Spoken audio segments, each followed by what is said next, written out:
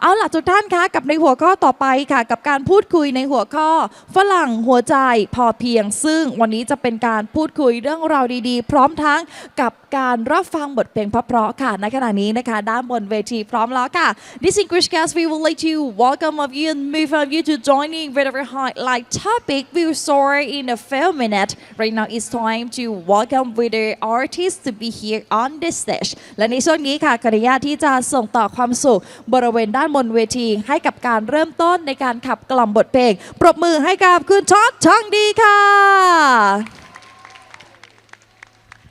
ว้าว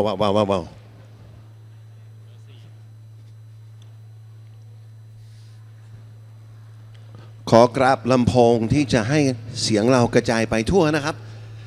สวัสดีครับตื่นเต้นอ่ะผมตื่นเต้นขอเสียงคนตื่นเต้นได้ไหมครับนั่งตรงๆหายใจลึก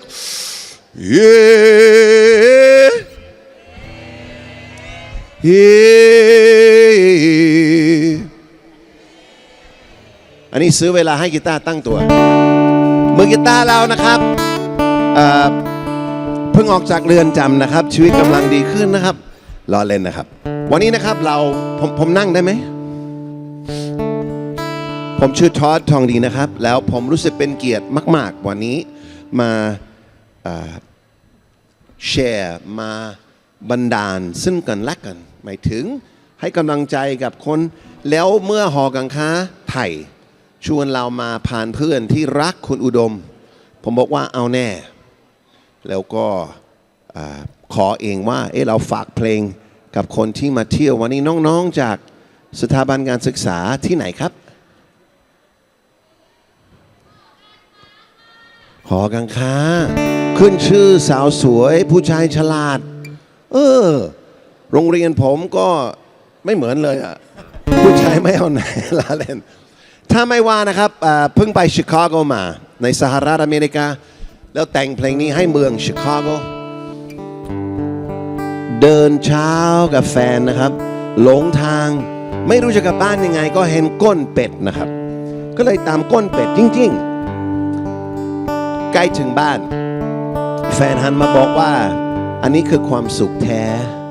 เป็นความสุขแบบพอเพียงคือไม่ต้องทำอะไรมากแค่หายใจมองหน้ากันตามก้นเป็ดอาศัยอยู่ในปัจจุบัน Happy Songs called Chicago Morning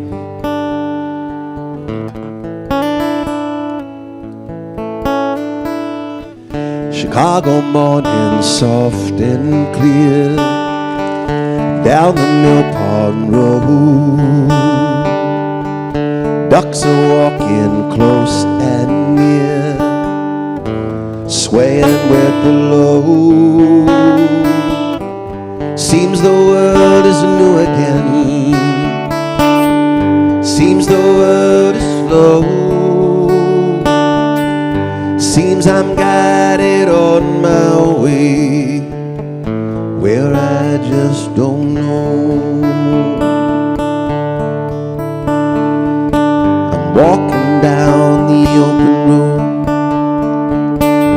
walking down the open road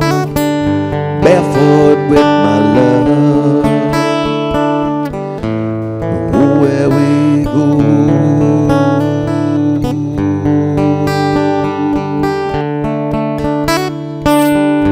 Seems the world is whole It seems I'm guided on my way Where I just don't know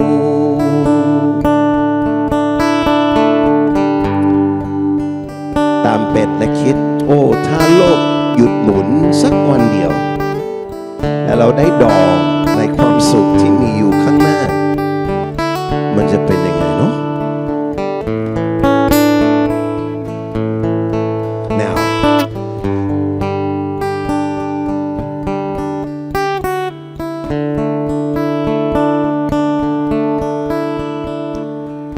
Imagine if the world slowed down, if only for a day, to wallow in the love we had. take the time to say thank you for the seasons, babe. Thank you for the sky. Thank you for this Mill Pond Road, Chicago in the rain, Chicago in the rain, Chicago in my vein.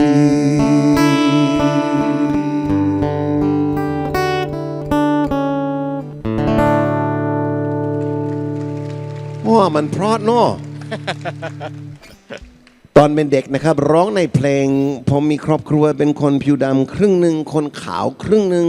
กลายเป็นเด็กสับสนเพราะใบโบสถ์กับคนผิวขาวจะเป็นงานศพทุกอาทิตย์เพลงเศร้ามีในดีนะเขาจะร้องในดี Oh amazing grace แต่คนผิวดำไม่ได้ร้องเศร้าอย่างนี้นะคุณพี่ร้องว่าไงฮะ When I was a little bitty baby my mama would rock me in the cradle in them old cotton fields back home It was down in Louisiana just about a mile from Texarkana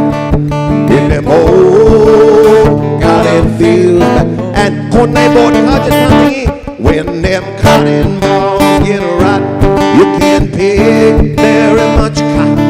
in them old cotton fields back home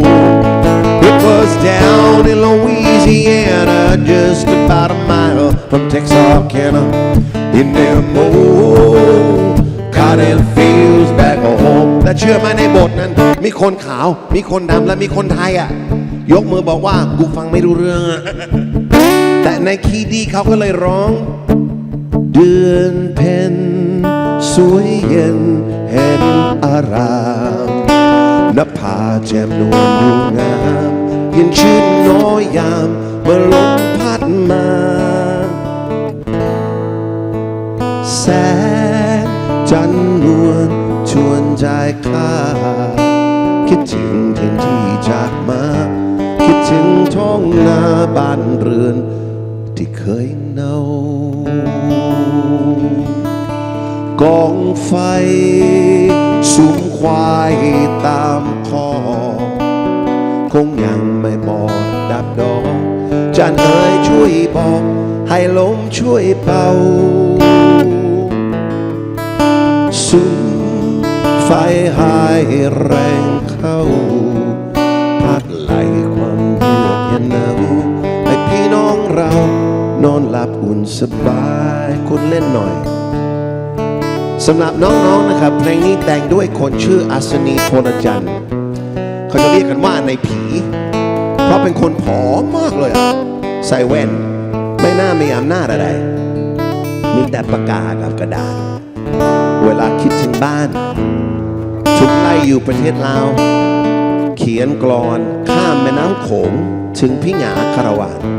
พี่หงาเอาเพลงนี้มาเป็นเพลงต่อสู้ในช่วงที่ประชาชนไทยสู้เพื่อเสรีภาพทุกวันนี้ในผีอยู่ในใจของคนที่ต่อสู้มาโดยคิดแค่ว่าอยากเอาความรักของตัวเองลงในแผ่นดินที่เกิดลมเอ่ยช่วยเป็นสื่อให้นำรักจากห่วงดวงใจของข้านี้ไปบอกเขาน้ำนาให้เมืองไทยรู้ว่าไม่นานลูกที่จากมาจะไปซบหน้ากับอกมีชาวต่างชาติอยู่เนาะ Full moon in the sweet night sky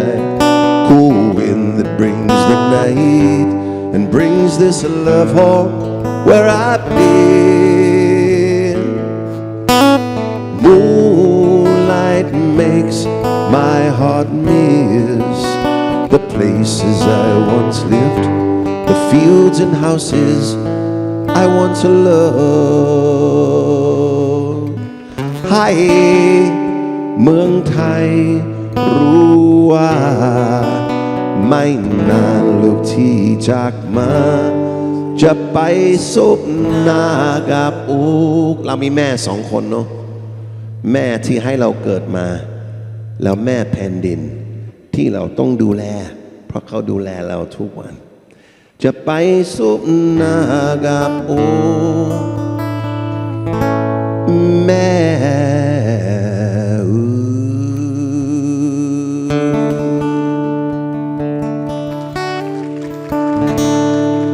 ขอบคุณนายผีครับ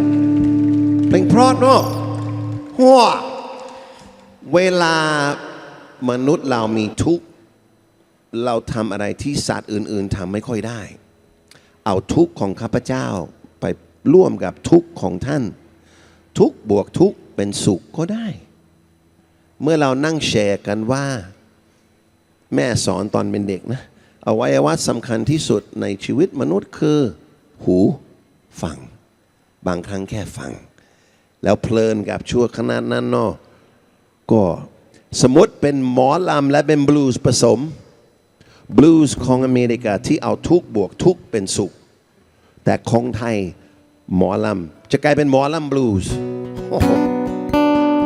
เรื่องของลุงผ่านคนตาบอดที่จังหวัดอุดรที่บอกเราว่า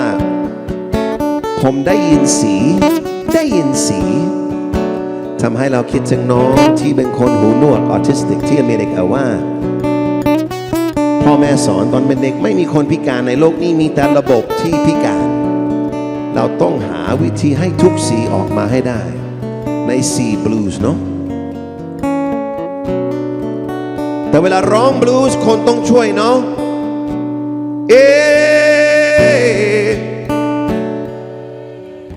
เอาทุกออกตอนนี้เอาทุกออก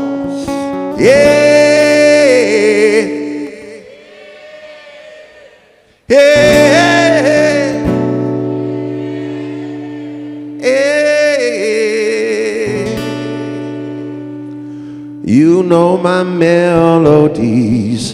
are taken from the songs above. You know my melodies are taken from the songs above. I pull them down from the trees at my own way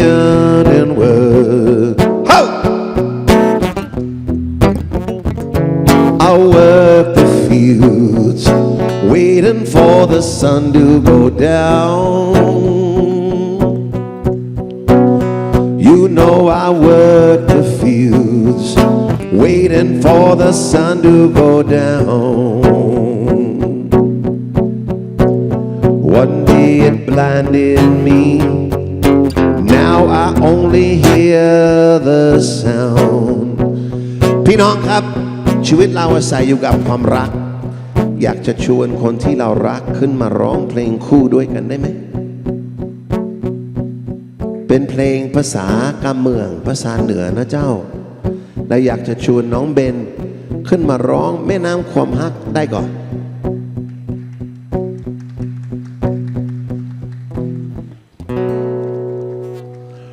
เพลงนี้นะครับเมื่อผู้เฒ่าในจังหวัดแพร่ซึ่งวันนี้เรามีคุณอุดมมาพูดอังกฤษไทยอุกะเมืองแล้วน้องเบนจะนั่งได้มันสง่าเนาะแล้วเพลงนี้นะครับลุงขาวน้องเบนนะครับจากจริงๆไม่ใช่ภาคเหนือลพบุรีนะครับใช่ค่ะสตรีที่เดินทางมาทั่วโลกนะครับเพลงนี้มาจากลุงขาวเล่าเรื่องให้เราฟังว่าความตายบ่ต้องกลัวไม่ต้องกลัวความตายเฮามีความฮักเนาะเหมือนแม่น้ำนี่เนาะเราเกิดจากน้ำไหลไปถึงมหาสมุทรแห่งความรักบ่ได้ตายมีแต่เติบโตใหญ่ความฮักของเฮาเนาะ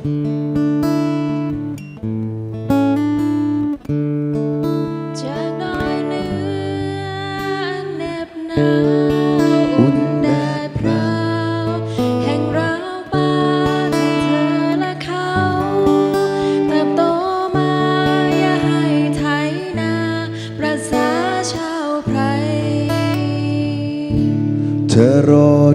ใจไว้วัน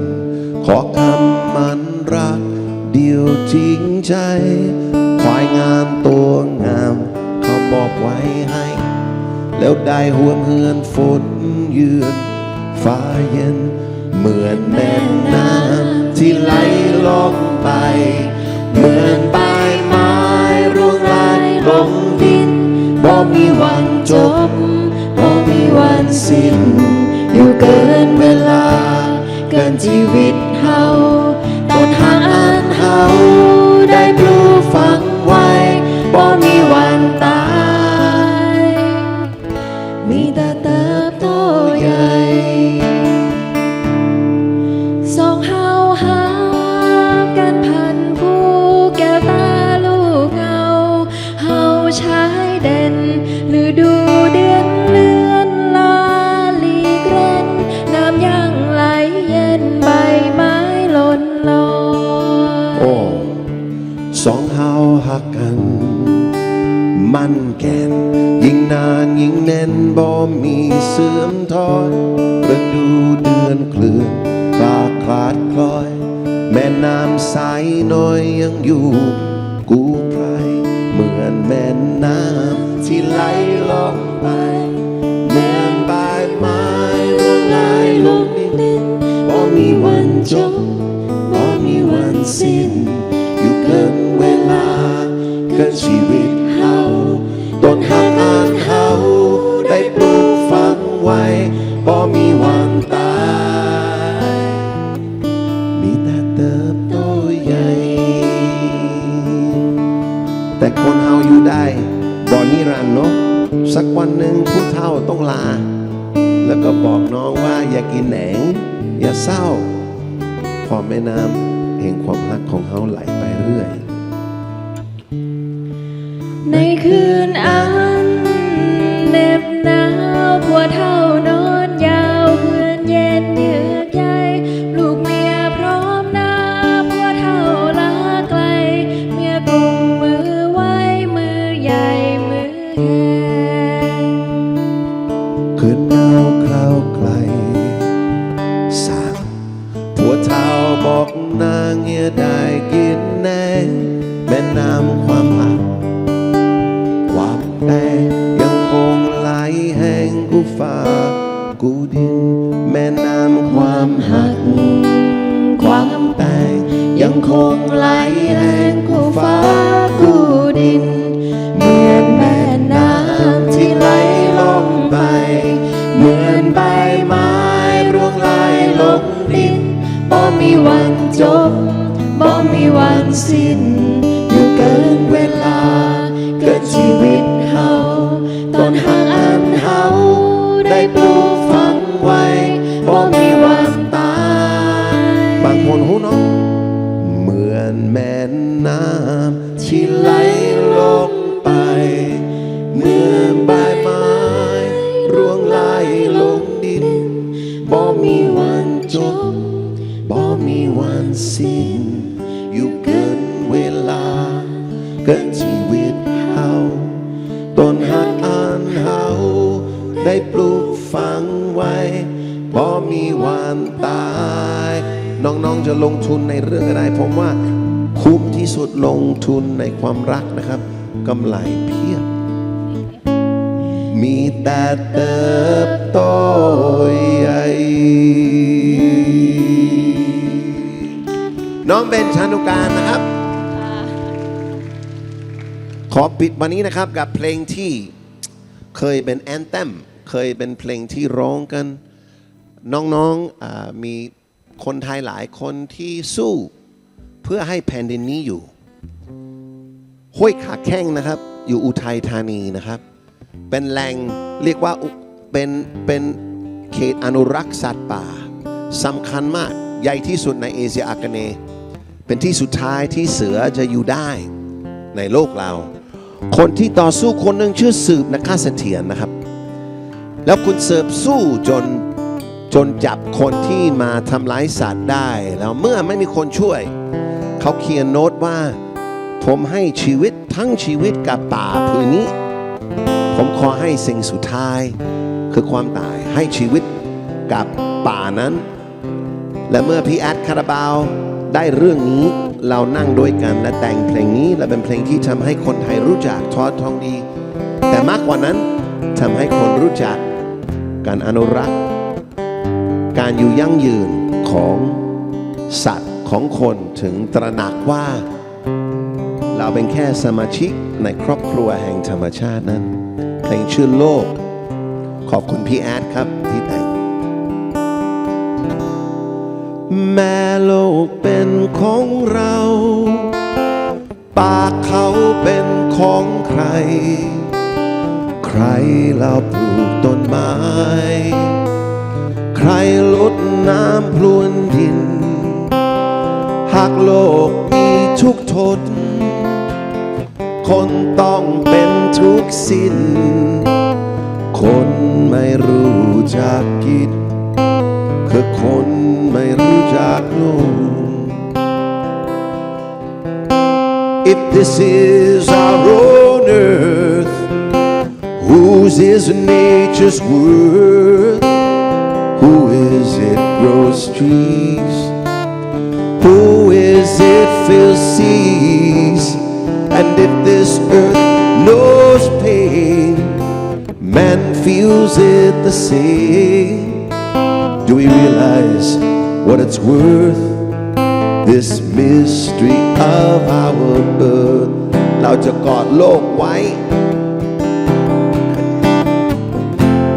เราจะกอดโลกไว้ร่วมกันเราจะปั่นต่อโลกเช่นกันเราจะเก็บโลกไว้ให้นานๆเพื่อลูกเพื่อหลานของเรา We can hold this world together and take care of this world together and keep this world for a long, long time for our children's life น่าจะเป็นสัญญาในงาน SX เราจะเก็บโลกนี้ไว้ได้ แต่เราไม่ใช่สัตว์ประเสริฐเราไม่ใช่สัตว์ที่ยิ่งใหญ่เราเป็นแค่หนึ่งที่มีปัญญาพอที่จะช่วยดูแลหรือจะฆ่ามันก็ได้ฝากรุ่นคุณนะฝากรุ่นคุณรุ่นผมจะเช็คบินแล้วหมดสัญญาแล้วฝากบ้านไว้กับท่านขอให้ได้รักตัวเองได้รักโลกนี้เราจะกอดโลกไว้ร่วมกันเราจะปั่นต่อโลกเช่นกันเราจะเก็บโลกไว้ให้นาน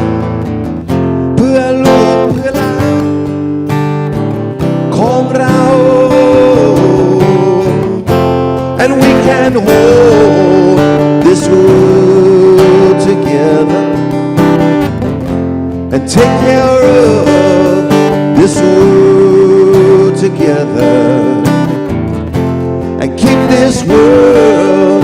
for a long, long time for our children's life ณ บัดนี้นะครับเราจะเข้าช่วงนั่งคุยกันกับคนที่มาจากประเทศอื่นมาจากวัฒนธรรมอื่นแต่หลงรักแผ่นดินนี้ภายใต้เงาแล้วแรงบันดาลใจจากท่านรัชกาลที่9รัชกาลที่10ท่านที่อุทิศความรักแล้วสิ่งที่ดีให้เราผมทอดทองดีขอลาด้วยคำว่าแม่โลกเป็นของเราป่าเขาเป็นของใครใครเราปลูกต้นไม้ใครลดน้ำพรวนดินหากโลกมี ทุกทนคนต้องเป็นทุกสิ้นคนไม่รู้จะกินขอให้น้องๆมองกระจกทุกคืนและบอกตัวเองว่ากูรักมึงแล้วรักโลกนี้ด้วยขอให้ตัวเองได้รู้จักตัวเองได้รู้จักโลกคุณป๊อบขอบคุณนะครับทอดทองดีนะครับขอบคุณท่านครับขอบคุณค่ะและนี่คือบทเพลงเพราะๆนะคะจากคุณทอดทองดีและขออนุญาตให้คุณทอดยังคงอยู่ด้านบนเวทีสักครู่หนึ่งนะคะเพื่อที่ในช่วงต่อไปเราจะได้มาร่วมพูดคุยฝรั่งหัวใจพอเพียงกันค่ะ So distinguished guests, we would like to welcome for you right here. So please do not hesitate to raise up your seat at in front of this stage right now to joining with our highlight topic view story in the film minute. และในช่วงนี้ค่ะทุกท่านคะเพื่อที่เราจะได้มาร่วมพูดคุยกันในหัวข้อนี้ค่ะในลำดับนี้ได้รับเกียรติจากทางหลากหลายท่านนะคะและท่านแรกค่ะขอเสียงปรบมือต้อนรับคุณอุดมสุขเสน่ห์ค่ะ So please welcome Mr. Alan Robert D. Long on this as welcome สวัสดีค่ะ Up next, so please give a round of applause for welcome Mr. Gerhard Veer สวัสดีค่ะ Up next, distinguished guests, so we would like to welcome the next oneในลำดับต่อไปค่ะก็เสียงปรบมือให้กับคุณสิริคเนศสกุลยองค่ะ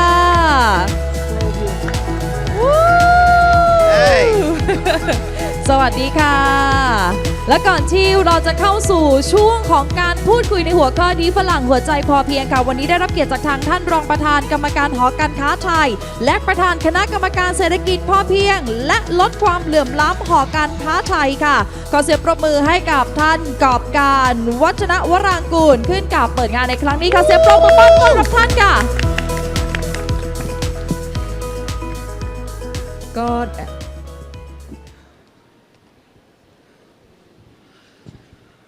พยายามคิดว่าจะพูดอะไรนะคะ trying so hard what to say because คุณท็อด already said so many things through your song แต่ก็อยากจะบอกว่าแล้วหอการค้ามาทำอะไรอยู่ที่นี่แล้วก็คงอยากจะบอกว่าเมื่อกี้ที่คุณท็อดพูดอะเรารักตัวเราเองหรือเปล่าเรารักโลกใบนี้หรือเปล่าเรารักประเทศไทยหรือเปล่าแล้วเราคิดว่าเราจะสามารถส่งโลกให้มันดีขึ้นประเทศที่มันดีขึ้นให้กับน้องๆรุ่นต่อไปได้หรือเปล่าเราเชื่อเหมือนกับทั้ง3ท่านนะคะรวมทั้งน้องหมูหวานด้วยประเดี๋ยวต้องมาฟังนะคะว่าทำไมเรามาจากคนละที่กันนะคะมาจากอเมริกา2ท่านคือคุณท็อดและคุณอุดมเนี่ยคือคุณอลันนะมาอยู่ประเทศไทยตั้งแต่อายุ3 ขวบนะคะนะตอนนี้อายุ48นะคะก็คืออยู่ประเทศไทย43 ปีแล้วก็คุณเกอร์ฮาร์ดจากเยอรมันมาจากคนละที่คนละทางแล้วก็มาอยู่ในประเทศไทยแต่ก็คนละจังหวัดเนี่ยแต่ว่าเขามาอยู่เพราะอะไรแล้วทำไมยังคงอยู่ประเดี๋ยวคุณมือหวานก็คงเล่าให้ฟังนะคะให้แต่ละท่านนั่งให้ฟังว่าเขาอยู่ไม่ใช่เพราะว่าเขาไม่มีทางไปแต่เขาอยู่เพราะว่าเขาเห็นสิ่งที่สวยงามในประเทศไทยแล้วหลักปรัชญาของเศรษฐกิจพอเพียงเนี่ยนั่นคือสิ่งที่ทำให้เขาเหมือนกับว่าเขาได้ค้นพบว่านั่นน่ะคือสิ่งที่ใช่เพราะว่าอย่างที่ว่าแล้วโลกนี้มันเป็นของใครป่าเนี่ยใครสร้างมาคนในชุมชนต่างๆถ้าเผื่อไม่ใช่หน้าที่เราแล้วมันจะเป็นหน้าที่ใครการรู้จักที่จะกระจายรายได้เฉลี่ยสุขวิธีการดูแลชาวบ้านเมื่อกี้ก็คุยกับทางคุณอุดมเหมือนกันเนี่ยเขาตัดไม้ทำลายป่าที่จังหวัดแพร่ไม่เกี่ยวกับแกเลยนะมันจะเกี่ยวกับแกได้ยังไงแต่แกรู้ว่าถ้าเผื่อเราอยากจะอยู่ที่นี่เราต้องดูแลเพราะฉะนั้นเนี่ยเราจะสามารถอยู่ร่วมกันได้ยังไงทำธุรกิจให้เกิดขึ้นมาแล้วก็สามารถที่จะทำให้ชาวบ้านก็อยู่ได้ เลิกที่จะตัดไม้ทำลายป่าแล้วก็จังหวัดก็สามารถเจริญขึ้นได้ก็คงอยากจะบอกว่าหน้าที่ของหอการค้าเนี่ยไม่ใช่เพียงแค่หน้าที่ทำให้คนค้าขายแล้วทำกำไรแต่หน้าที่ของหอการค้าเนี่ยคือทำอย่างไรให้เราสามารถทำธุรกิจแล้วเติบโตไปด้วยกันไม่ทิ้งใครไว้ข้างหลังหน้าที่ของการดูแลประเทศไทยเป็นหน้าที่ของพวกเราไม่ต้องรอให้ใครมาบอกก็ขอส่งเวทีนะคะว่าแม้กระทั่งคนที่มาอยู่ในประเทศไทยจากหลากหลายถิ่นก็มีจิตวิญญาณเดียวกับเราส่งต่อน้องหมูหวานค่ะขอบคุณมากค่ะ Thank you for the beautiful introduction to our session where today of course we're talking about foreigners who fell in love with Thailand and of course follow ปรัชญาเศรษฐกิจพอเพียง or what we know in English as sufficiency economy philosophy. So before we begin, I'd like to have all three of you introduce yourself and tell the audience a little bit more about who you are and how did you end up in Thailand. Who starts? Sure, feel free. You can start. Okay. Well, my name is Alan Long, and I was born in the United States of America in the Buddhist era 2519 or 1976, and I came to Thailand in 1978. My parents came over here, and I was very fortunate that my parents wanted to work and be successful in Thailand, and they also believed that in order for them to be successful and happy in Thailand, their children needed to be happy in Thailand. And so they put me in Thai school. As you can imagine, the first day of Thai school, my name is Alan. It became Alien. An alien, right? Of course. And that's what I was. I was an alien in Thailand. Every year, I had to receive permission from immigration to stay here, and I was an alien. But fortunately, my mom, as she was studying the Thai language, because both of my parents are Americans, and as they were studying the Thai language, they came across the name Udom, which has very nice meaning. And so they gave me that name because every day I would come home crying that I was an alien. I was an alien. And so they gave me the name Udom. It has good meaning in Thai, and it fit me very well. But I remained an alien. And I continued to cry in my heart every day because I was an alien. I am very thankful to my Thai teachers that when I was in Thai school, they taught me to love Thailand,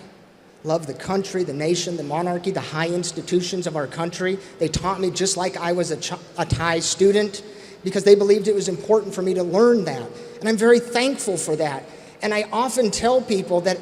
I have never fallen in love with Thailand. Because to fall in love with Thailand, you have to be someplace else. And then you come to Thailand and you fall in love with Thailand. I have always loved Thailand. I was taught to love Thailand, just like every other Thai child in Thai school. And I am proud of the fact that I was a Thai student. I'm proud of the fact that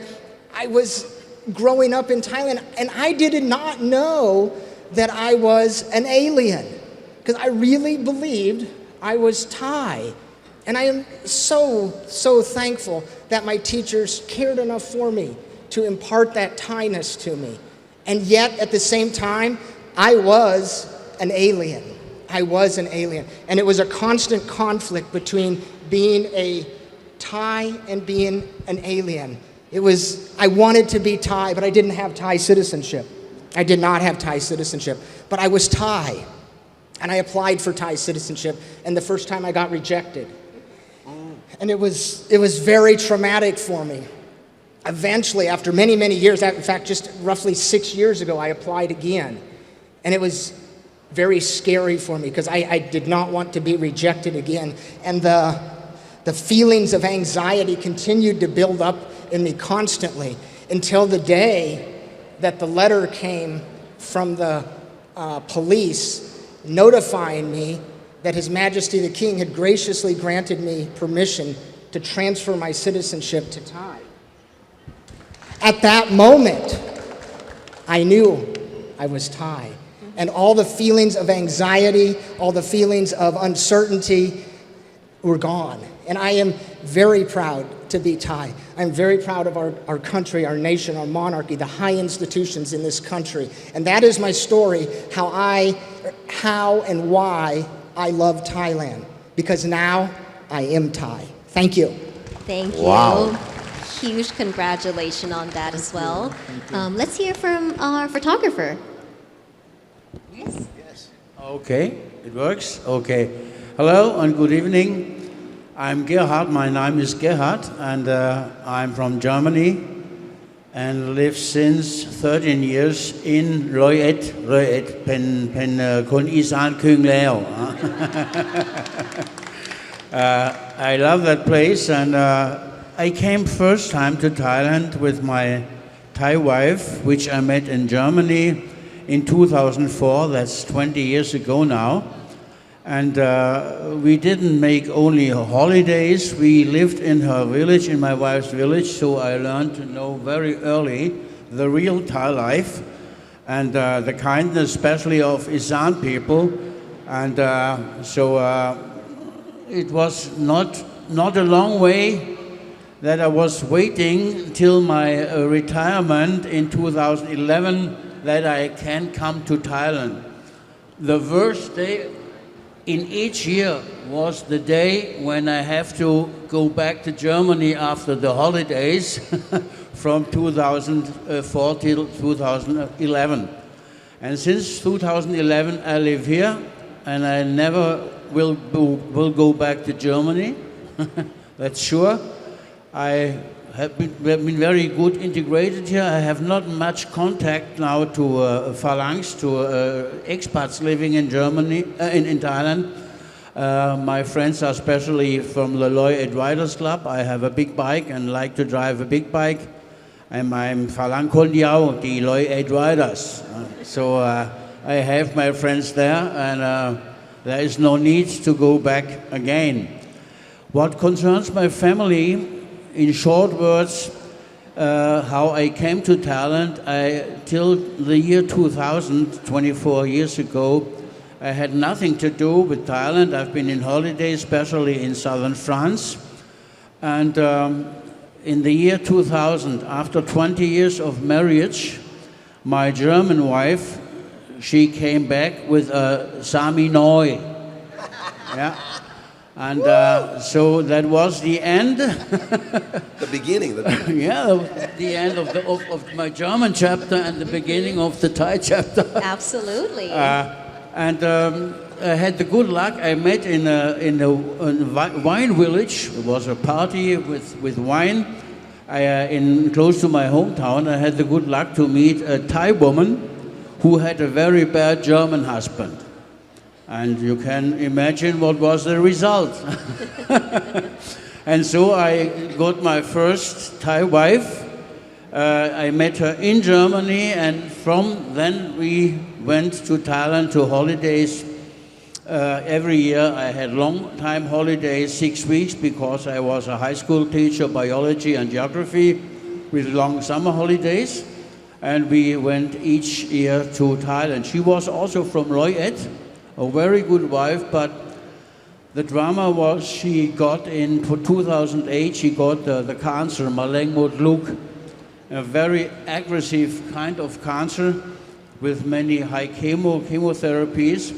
And I spoke with the doctor, she had no chance to survive. I knew it, she didn't know it. And so I got retired in 2011 with 68, 2 years earlier than normal, but okay, I get a little bit less money, but that doesn't matter. And so my wife, she still had time to be together with her family, but okay, the days were counted. And 2013, in the springtime, she died with the cancer in Loyet. It was a very hard time, 5 years with that cancer fighting, but okay. The other side is, that's my experience of life. Each bad things give you a new experience. And I got a lot of experience by that. And so I stayed in Loyet and some months later, I'm a photographer. You have probably seen me with my cameras. And I met a very beautiful woman on the market in Loy-Edge. She had a bag shop, fashion bag shop. I made some photos. And since 10 years, we are married. And so everything is perfect. A good wife, since years, no the meanest, the smallest trouble. I never had my life before. And my biker friends, my photography, Thailand is incredible, good for photographing. If you make I'm especially street life and portrait photographer too, that's my topic. And if Germany, if you make photos from people close up, go away, get away. And in Thailand, people smile, more people come, me too, please. It's a paradise. And the kindness of Thai people, that was at least the reason why I never will go to Germany again. Okay, thank you. All right, thank you very much. Last but not least, Todd. Well, I really enjoyed listening to these two stories. I'm here today because of this man. I love and respect this man. And last year, one of my TV shows on Channel 7 is called Good News, looking for people that are doing good things. And there are people in Phra province, he'll probably tell you more about them, but the Malay Pri people. And they carry in them culture and color that our world needs. And what this person is doing, this alien is doing with those people. We need aliens, I think we do. We need strange people. I grew up in a family in America, two parents who were orphans and had people take care of them, and they felt like they owed something. And so they created 6 kids andเปิดวิดีโอฟลุกครับเปิดวิดีโอแต่ไม่ต้องมีเสียงก็ได้ครับเปิดวิดีโอไม่มีเสียงวิดีโอแรกครับขอโทษด้วย If you don't mind, we'll play a video in the back, but I just want to tell the story real quick. In that 5 girls and this boy, and my little sister, a year apart, Kelly, was born deaf and autistic. And this was the gift of my life. My father said, well, there's nobody handicapped in this world. There's only handicapped systems. We have to learn how to use each color. This is 60 years ago. Imagine to have that vision. And when they started taking kids to sing in our group, there were black kids. And in my town in America, that made me an alien. White kids called me names because I had black brothers and sisters, and black kids called me honky because I had white brothers and sisters. But I grew up learning the music of the white people and the beautiful songs of the old black minstrels. Chicken in the bread by picking up dough, chicken in the bread by picking up dough. Go, biddy, go, biddy, go, biddy, go, go, biddy, go, biddy, go, biddy, go. Because black people, when they were slaves, had field hollers. They had songs to shout across the fields as they gathered cotton, and it was hot and it hurt, and it made them happy. And I was amazed as a young boy at how music could make people happy, and what a tool it was in curing people. It made me want to be a doctor. So I grew up confused. I wanted to be a doctor, and I wanted to be a singer, and I wanted to be a whole lot of things. And in my college years, I studied pre-med, we call it in the US, medicine. And I did not drink alcohol, but I smoked marijuana now and then. And I really enjoyed it. I would go up, I'd climb a mountain on Friday night with my friend Gene, and we would get stoned and we would write poetry. And on Saturday, I would play in a bar near my house for money where they drank beer. And they would get in fights. And I would say to my friend Gene, this is a strange drug, alcohol. They don't have fun, they fight. But we get stoned and we have fun. Why is this illegal? And my curiosity became my research at my university. And I became very excited about what marijuana could do. This was 30 years ago. And our research won a few awards for my professor. And they said, would you like to do a Fulbright scholarship? It's very competitive. And there are 2 countries, it's China and Thailand. Now watch these 2 videos and see where you want to go. So the first video was China, and it was the Great Wall, and it was like, whoa, that's cool, man. I think I want to go there. Well, show me Thailand. And the first video were Thai women dancing like 8 seconds, and I said, I'm going there. I'm going there. Because I was an ugly kid, and there was beautiful women over there. And it was full of story and wisdom. And I won the scholarship, and I came to Chulalongkorn University and did my research in herbal medicine with the faculty of pharmacy for 2 years. They sent me up to Loei to a great doctor. That man is holding up a sign. Is that 2 minutes? 2 minutes, yeah. Okay. ขอบคุณครับ So Ma Wow, who had a hair lip, called me Thought,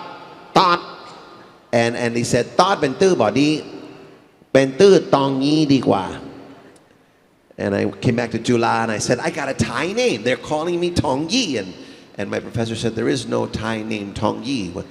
And then one of the professors said, oh, that's Ma Wow. He has a hair lip. He meant Tong Di, good gold. Todd Tong Di. And from there, I was on my way to be a doctor until I met Pinga Karawan and Piat Karabao. And I saw the power of music to heal. And I took a left turn, did not become a, might have been Mo, I've been Mo Alam. I became a doctor of music and saw there are many sick people who are not in hospitals. It is what we do with our free time that can heal people. And with my time now up, I would simply say that over the years here in Thailand, 30 years, myself and my company, Lavelle Entertainment, 400 published songs with Warner Music, 300 festivals and symposia, 50 books, 3,000 shows we've done in 77 provinces and in collaboration with 60, 70 countries, all with a simple message, the Thai sentence that says, Au jai khao ma sai jai lao. Put your heart in mine. That is a stunning idea. We don't have it in the West. And that has been the mantra for our work here. And I thank you for the time and for these stories. Let's move on. That's who I am. That's why I'm here. That's why I'm here. Thank you so much. So, varying experiences and way of life that somehow bring you all to Thailand, and you show and it's I'm honored as a Thai to hear the love and respect that all three of you have. So let's jump right into our main topic, right? Sufficiency economy philosophy, which is something that Thai people are highly familiar with. We grew up with that concept being taught to us. So as foreigners, what does that mean to you? Have you adapt that into your work, your way of life so far? I'd love to hear the story. So what does sufficiency economy mean to you? First I have got it. เป็นแกแล้วลืมทุกอย่าง The sufficiency, the efficiency and all those things, they are my topics since I was a young teacher, since now more than 40 years, nearly 50 years. You know, I'm 74 now, and it started with 24 when I was a student. It was, I don't know if anybody knows here, it was, the beginning was a famous book, small book of the Club of Rome,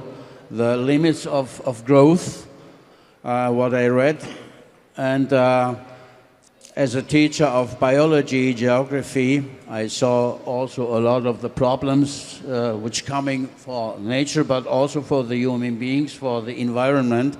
And so it became my topics and my red line in all my lessons. At this time, in the 80s already, I went with my larger pupils. I went to institutes and university to show them what one could do if one wanted. In my first school I was working, it was in a mountain region with cold winters. I was 32 at this time in the 80s. There was a doctor in the same age like me, a medicine who took care of the people there, and he took me one day in his cave to show me something in the 80s, so many years ago. He had a modified Volkswagen Golf diesel engine in his cave down, which produced all the electricity for his house. It was a big house and his clinic, and all the heat, all the warmth he needed in the cold winters. He was working only with that connection of electricity and warmth in his own cave, and it worked perfect. And so I learned, I saw many things, and my red line became strong and stronger. And so now when I came here and met you in Lloyd, I was very happy to be invited here, because that environment, protection of environment was the center of all my life, and now I have the chance to also to talk about that here. That make me very happy. Thank you. So for you, sufficiency is a concept that we can say is perhaps global, right? It's not something that's unique to Thailand only. So what have been your experience, Alan, about sufficiency economy as someone who is now a Thai? Well, my journey and experience with the sufficiency economy, and Kun Gopgan at the entrance there told a little bit about my passion. And my passion is to have a social business or social enterprise that specifically helps people that are already doing something, but perhaps what they are doing is not sustainable. Like, for example, all across northern Thailand, the slash and burn economy, or the slash and burn agriculture, is just everywhere. And it's not something that the people involved in it want to remain in it, but they effectively have no choice. What else are you going to have them do? And that is what I wanted to come up with, is I wanted to come up with a business plan that followed the principles of the sufficiency economy. Of course, you have moderation, reasonableness, and risk management. And in the English language, we usually refer to it as pillars. In Thai, it's referred to as rings, which with the rings, it's a lot more graphic, because you have three rings. You have the three rings, and where they all intersect, you have the middle path, which is what you want. Whereas with the pillars, you can't quite visualize the middle path quite as well. But nonetheless, I wanted to have a business model that followed the philosophy of sufficient economics, or sufficiency economy, while also providing a solution for people that are already working. They're already hard workers. They're already trying to survive. But what they are doing is not sustainable. And to provide them with something that is sustainable, but to do it in a sustainable way. And so my entrance point to them was to build off of their existing craft. So many of the groups of people in northern Thailand, whether it's the different ethnic groups, the tribal groups, or even traditional Thai, they are very skilled with their hands. And I wanted to build off of that, but I wanted to find a product that was maybe different from everything else. I don't know, hammocks. So I started a hammock production company with the primary goal of exporting outside of Thailand. I had some marketing down on the islands for tourists to test it out. Yeah, it was because hammocks are mainly famous in South America. But when tourists come to Thailand, they're not thinking beautiful hammocks. So I thought, yeah, there's a business opportunity. You can transfer some of the traditional weaving skills into hammock weaving. You can make vibrant colors and so forth. And I wanted to do it based on a sustainable business model that followed the principles of sufficiency economy. For me, the moderation and reasonableness was pretty easy to manage. It's pretty easy to realize what is moderation and what is reasonableness. But for me, the risk management was very difficult. The risk management part was difficult because You're going to people that are already relying on something, and you're offering them a solution, and you have to be able to convince them that the solution you are offering is actually better than what they're already doing. Well, it's a high risk if you immediately tell them, quit what you're doing, stop that, come and do this is better, and then what you give them to do fails.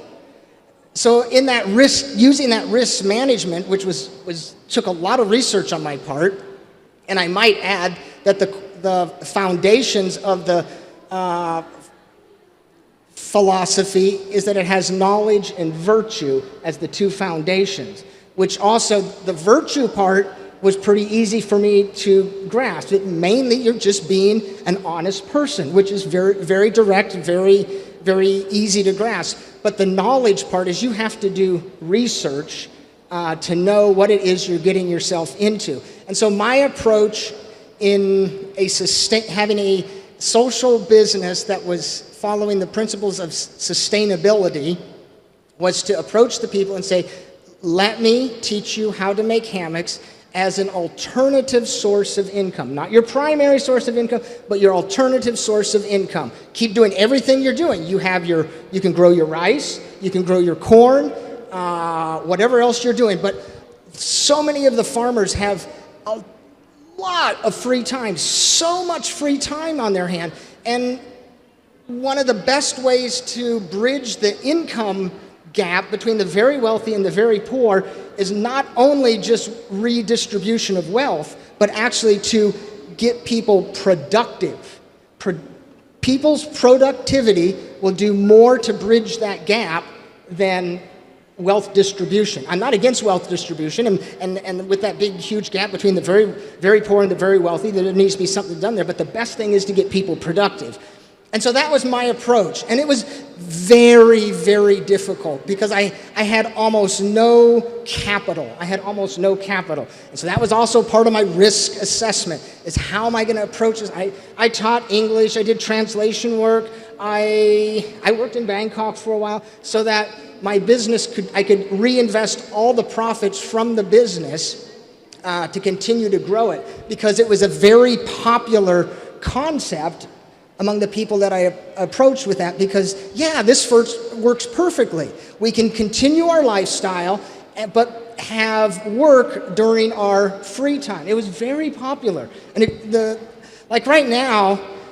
there are approximately 400 people that weave hammocks for my company and I export. Wow. But there's almost 800 people waiting for work. Because there's so much free time that people have that they want to be productive. Anyway, so that was how I took the pillars, the three pillars, or the three rings of sustainability, and continually try to find that middle path, which it changes. The middle path changes, changes with the time, because you have modern technology coming in, you have modern requirements for exports coming in, and so forth and so on. As far as, so finding that perfect middle path is quite difficult. And also one other thing I want to say about the sufficiency economy is that it's not really a ceiling.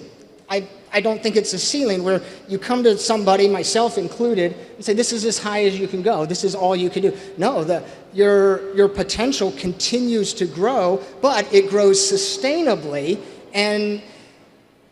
it is only limited. It is only limited by what you find fulfilling. And that's why even the ring that says motivation, the motivation and the reasonableness, those two rings or those two pillars of truth are actually very personal decisions. I can't tell you what is the middle path. You have to discover that on your own, what is reasonable. And so anyway, that is my story on how the principles of the sufficiency economy not only saved my business, but it actually created the business. And it's only been in, say, the last maybe 10 years that I have experienced success. Getting started was very, very difficult, because you have to be very careful that you don't go beyond what is reasonable. There's nothing wrong with getting a loan from the bank, but if your sales do not match that loan, you shouldn't even think about it. So anyway, thank you very much. Thank you very much. Thank you. All very true. And I think we heard a very important keyword, which I want to circle back to about growth and progress, but let's hear from Todd. Yeah, I'm still. Are you making a profit now? Well, yes, of course. I've always made a profit. One of the principles of sustainability, if you can't make a profit, you shouldn't do it. It needs to be profitable from day one. Fascinating. I would just like to hear more about what he's doing. I have nothing to say. But at Jula, I was here 2 years, and the World Conference on Flora and Cancer, hearing your story of cancer, which was a hunt by the National Cancer Society of America to find cures in the forests, and we were in the middle of it without knowing it. This doctor I was working with, Mawel, had plants that were important. And so there was an international forum, and we had to work closely with the princess, Tan Patet. And what I noticed in working was we have different models of respect, I believe. And in the East, many people have respect that is from an authority. In the West, often we have to earn the respect, or we grow into respect. It's slow sometimes. And I came to this country knowing it was your country, a kingdom, and I had respect. But that respect was internalized through sweat, through working with Her Majesty. The only person in every meeting who had a notebook and a pen. Because I keep a journal. And it was just fun to be with someone that was taking notes and serious and a listener, listening to everything going on. And I thought, wow, this is I was inspired. And through talking, meeting, and much of our work, Her Majesty explained that there was a concert for King Bhumibol Adulyadej. Could I write a song for it? So I wrote a song called Father of Love, taking in music from all around Thailand and expressing, our love and respect, and got to meet His Majesty, which was the highlight, still is, of my existence on planet Earth, was to give His Majesty my works, my songs or books, and to say thank you in my small way. And all His Majesty had to say were words of inspiration. There's much more to do. There's much more to do. And he offered a question. And the question was, what are we sustaining? It just floored me, talking about sustainable economics. And to me, that is still the question. It's become a nice phrase, sustainable economics. But the question is, what are we sustaining? And in 2008, when the world economy almost collapsed, that question went right to everyone's heart. What are we sustaining? Are we sustaining an economic system that benefits many players? And something crazy in 2008 was that the great players, the people, Goldman Sachs and Bear and Stern, who were playing the markets, playing with other people's lives. When they lost, when they got beat up, where did they go? They had to beg for money from the American people. They lost at their own game and had to beg for money from the American people, and we paid. And the whole world, I think, in 2008, turned and took a serious look at sustainable economics. And totally by chance in that year, in the UN, every country was bragging, as they do, about its GNP, gross national product. And one country was sitting quietly and a bit embarrassed because they had traditional clothing on in the UN. And I don't know why, a hot summer day, people had suits on. They didn't look so smart, but they all had suits on in the UN. And the only smart people were people with cotton on. And they were the people from a small country tucked in the Himalayas of Bhutan.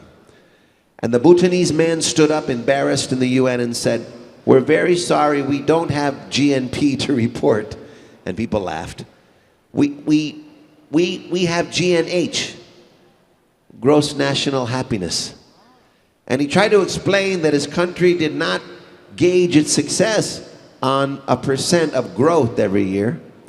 It gauged its success on how happy its people were. And many people in the UN laughed at him.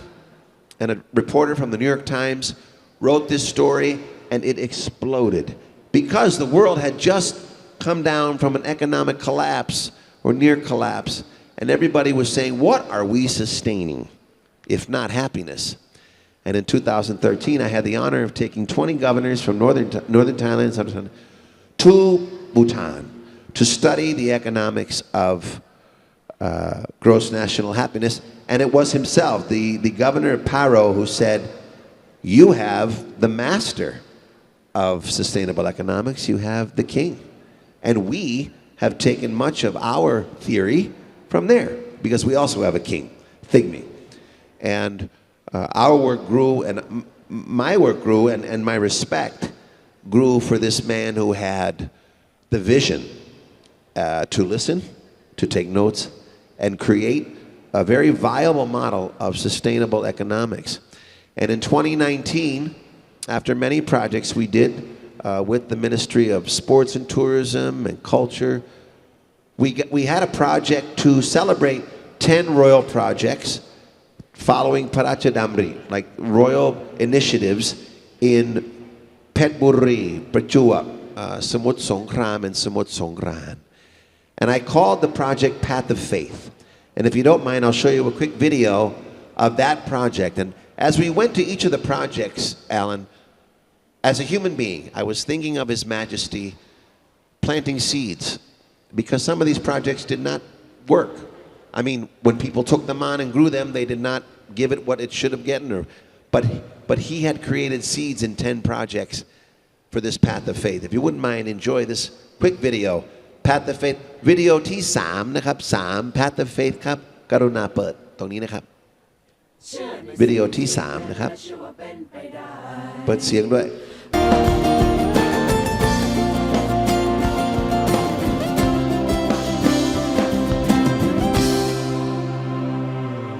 ที่ดินเป็นทรายวังเหล่านั้นสับปะรดหวานช่ำ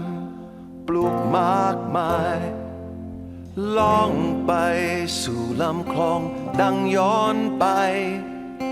ฟื้นความโบราณใหม่ขนมนมเนยสู่ดินแดนแห่งแก้มลิงแก้ปัญหาทุกสิ่งเราสุขใจ on this path of faith believing as I go believing what I know even some I don't but I won't give up and I won't get down faith that life is giving me faith in all the gifts I see though it ain't always like I want it to be I see a path of faithบนเส้นทางเชื่อในสิ่งที่เห็นเชื่อในสิ่งที่เป็นและเชื่อว่าเป็นไปได้เราจะไม่พ่ายแพ้เราจะไม่หลงทางเชื่อในสิ่งที่ได้รับมาแม้ไม่เป็นดังใจหวังบ้างอย่างน้อยยังเห็นยังมีเส้นทางข้างหน้าบนเส้นทางศรัทธา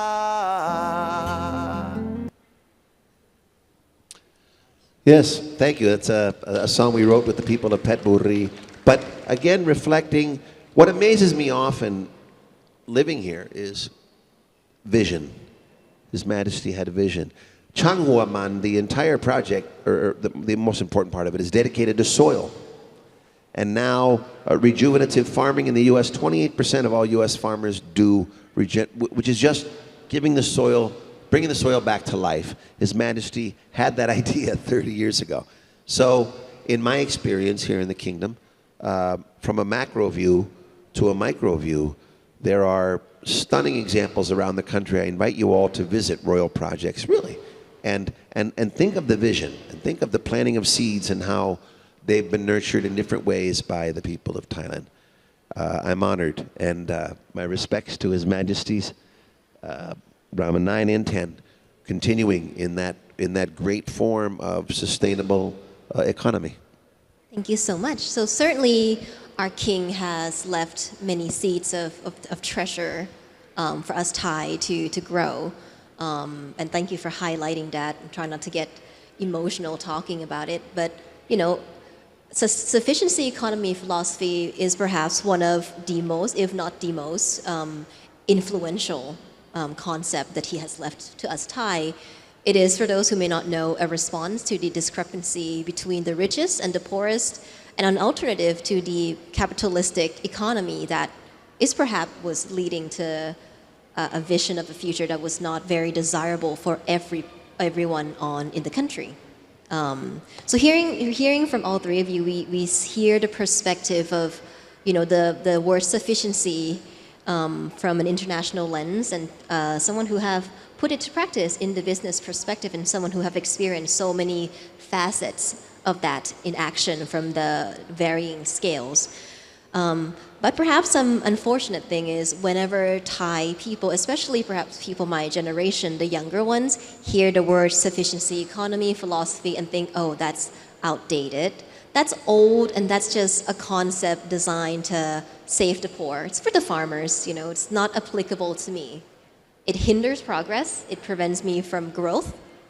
And I personally believe that is wrong.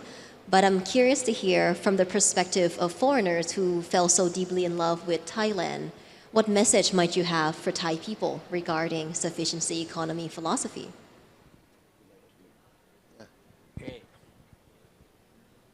Okay, it works. I want to show you now something special because for me it was always important not only to tell my pupils that environment is very important. I also decided to do something myself, and so I had the good luck that I found in France. I lived in France, I must say. I lived at the French-German border, and my school, it was in the was the River Rhine, and on one side of the River Rhine there was my school, and on the other side, 8 kilometers away in France, I passed every day the border, was an old farmhouse I found with my former wife there. It was a more than 200-year-old house. Now it's 230 years old, in a very, very bad condition. And I saw that house, it was to sell, and my wife and me, we fell in love with it. And that was also, the main point was, with that house you have the possibility to do something what other people not do, not building a new house with a lot of energy and new materials and all. We decided to try to make a restoration of that house with ecological methods, good for environment. And I just read a little bit that I don't forget the important. I restored a 200-year-old farmhouse in France over a period of 12 years from 1990 to 2003. I placed a lot of emphasis on environmentally, sorry, I'm not a native speaker, friendly construction, and wanted to restore that house in the truest style possible. But my principles were for that, preserve the old if possible, replace with used antique building materials if necessary, new only if not to avoid, and if at all possible, ecological compatible. That were my aims, and we can now perhaps start a PowerPoint. Yeah, that is already. That is, one must go. No, oh, I have to go back to the beginning. That's the beginning. Okay, you see the upper photos, this after the reconstruction, and the photos downward, it is during or at the beginning of the reconstruction. The house was very, very damaged, and many friends of us, told me, you are an idiot to do that. But okay, you see, we had to make the roof all completely new, all the tiles here, to make the roof new. There are tiles, 16,000. 60,000, not very old ones, about 100 years. Opla, what's the matter now? What did I do? Yeah, okay. All the tiles, they've been old tiles I recuperated from roofs, from old roofs that were old buildings in our region, and people wanted to make new houses, they would have thrown that all away. They wanted to tam kaya, huh? And I went with friends on the roofs, with one enterprise I also had, and took it down from the roofs. Those are the tiles. No, not a single new tile on my house. Imagine only how much energy you save to do that. And people say that will never work. Okay, I sorted them all, we cleaned them, the bad ones I threw away. I did that in 1990. And the new owner, I sold that house now, not long ago, she told me, those old roofs, the tiles are still on the roofs. Huh? She didn't need to make it new. That was one side of the house. It nearly break down. You see here, we made all new. We needed here, in that case, for the insulation, we need, in Germany we call Itung, that's gas beton. For the insulation, but okay. Oh, sorry. But it's also rather environment friendly. The wood, we needed some new ones because the old ones were completely damaged. But what was possible, we did with old wood. Not a single, and that's after the reconstruction. Yeah. Yeah, so Imagine that's the same side of the house. yes, Very beautiful. Very very beautiful. wonderful. Practice is perhaps a very That was key the other learning side. point. Completely wet. I had to make upper here, the roof. Oh, nice job. The wood was nearly damaged. I had a carpenter, we worked together, we made that, repaired that, all with ancient wood we got from damaged houses. Not a single new piece up there. Amazing. That people would have thrown it away. We gathered it with the truck, brought it home. You see, the left side, there was no window. We made a window there too, and the stones around, they are recuperated from a damaged house. At this time, it was very funny because it still was not the EU, the European Union, and I took a lot of that material I took from Germany. And the people, the officers from the border officers, what do you have today again? They knew me already. The best thing was, that has nothing to do with the house, but the best thing was, I had chicken. You will see at the end. We had chicken. We love to have fresh eggs. And there was a farmer in Germany, was a father of a pupil, who had good chicken. And so I had in the box, I had chicken in my car and drive them to my house in France. Wow. The officer at the border, what is in the box? He knew me already. I say, chicken. Alive? Yes. That's not allowed. It's forbidden. Oh. Because of virus and Bird flu. Okay. I asked him what we can do now with that chicken. He smiled and told me, I haven't seen anything. I knew the guys already. Okay, wonderful. that window we made new, and that is up. That was the beginning, Oh my gosh 1990. 5 years later, and now made completely new. You see already the toils are darker. There has been already some rain. Only the dry ones are still red. Also, I have to show here. Oops, my pen lie. Here, that door, that stones here around. That was an old bakery in Germany, which was demolished. I put them all at home. Nothing new. Wonderful, beautiful. That's a very amazing example of how to not be wasteful. Inside, we had to make all because the planks on the ground on the rooms were damaged. Here, the planks I got from an old farmhouse in Germany. They were in very bad condition, but we had Schreinerei, Carpenter We had with a friend together. We had a 3 meter grinder. Whoa And so we made it completely new, all old wood, nothing new.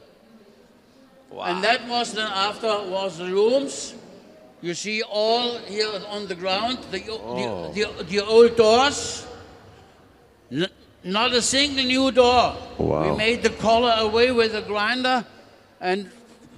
furnish it with oil. Make everything here, the old doors new,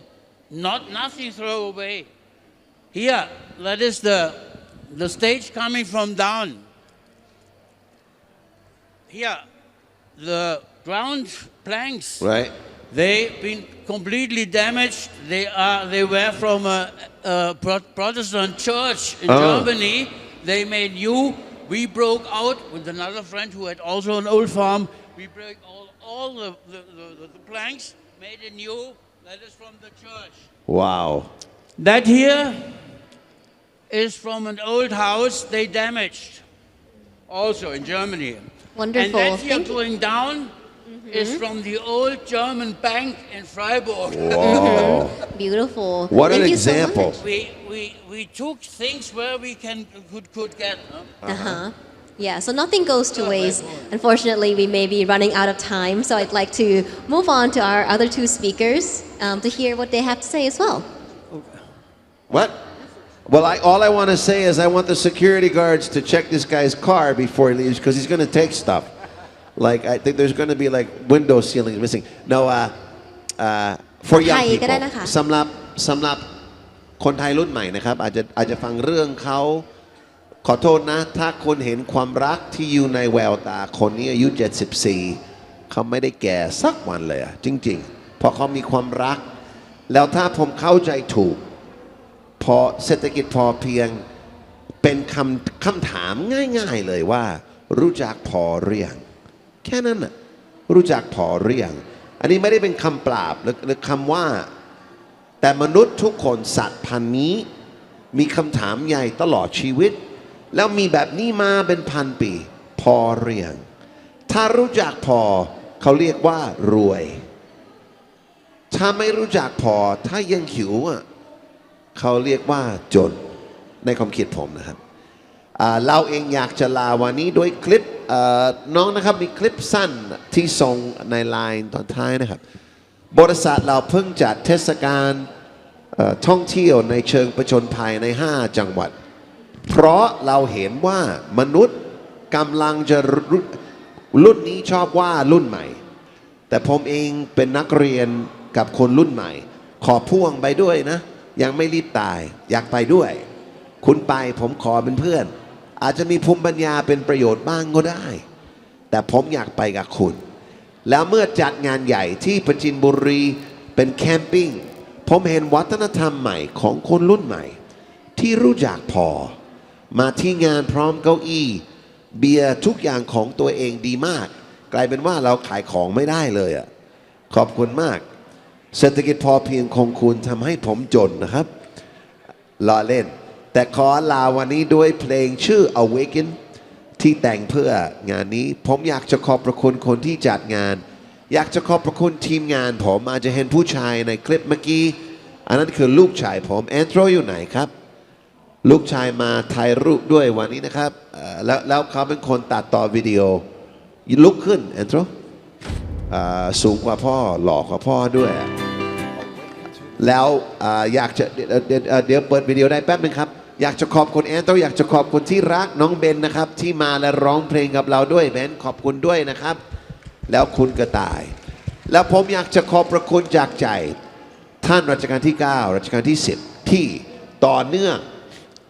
เชื่อมโยงกับโลกเรียกว่า synergy การผนวกพลังที่ต้องการมากๆแล้วฝากคนรุ่นใหม่ว่าเราตื่นแล้ว we are awakened ลุยกันต่อนะครับพอเพียงคือแค่ว่ารู้จักพอแล้วลุยกันด้วยความรักเป็นอาจารย์ยิ่งใหญ่ของเรานะครับ awaken to the sunrise เปิดเสียงด้วยครับ Awaken to the hardest home โอ้ประจินบุรีโอ้ประจินบุรีโอ้ประจินบุรี